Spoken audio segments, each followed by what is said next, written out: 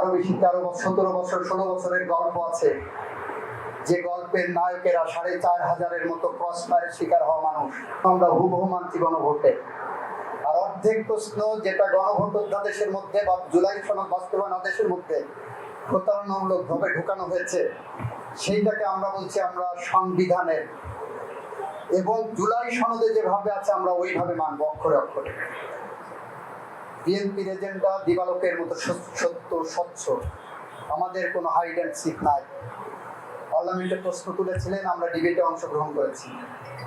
আমরা বলেছি বিএনপি তার অঙ্গীকারের জায়গা থেকে এক বিন্দু পরিমাণ সরে আসেনি। বিএনপি জুলাই সনদকে ধারণ করে, বিএনপির ধমনীতে জুলাই সনদ।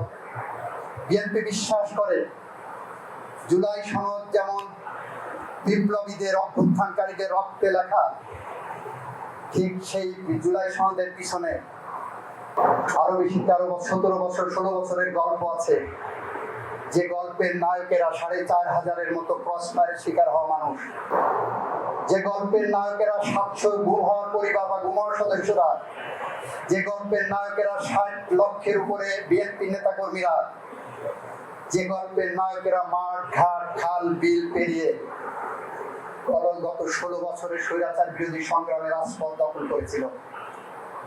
আমি স্পষ্টভাবে বলেছি, যারা বলছেন 71 না 24, 24 না 71, আমরা বলছি এই বিভক্তির কোনো জায়গা নাই। 71 তার জায়গায় স্বমহিমায় আছে। 71 ছিল বলে আজকে আমরা বাংলাদেশী। আমরা বলছি এর সাথে 90 যোগ হবে। 90 ছিল বলে 90-এর গণঅভ্যুত্থানের মধ্য দিয়ে আজকে সংসদীয় গণতন্ত্রে আমরা ফিরেছি। আমরা বলছি একইভাবে 24 আমার জীবনের অবিচ্ছেদ্য অংশ। আমরা একটার সাথে আর একটা প্রথিত করেছি। সুতরাং যারা বিএনপিকে নিয়ে মিথ্যা প্রচারণায় নামছেন, তাদের উদ্দেশ্যে বলছি, এই বিভক্তি রাজনীতি থেকে